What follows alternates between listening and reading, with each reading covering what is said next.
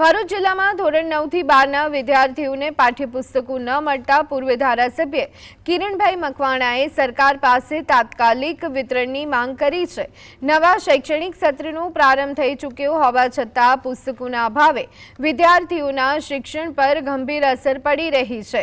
કિરણભાઈ મકવાણાએ સરકાર પર પ્રહાર કરતા જણાવ્યું કે માત્ર પ્રવેશોત્સવ અને ફોટોગ્રાફીના કાર્યક્રમો પાછળ ધ્યાન આપવાને બદલે વિદ્યાર્થીઓને સમયસર પાઠ્યપુસ્તકો દ્વારા પૂરા પાડવામાં આવે તે સરકારની પ્રાથમિક જવાબદારી છે।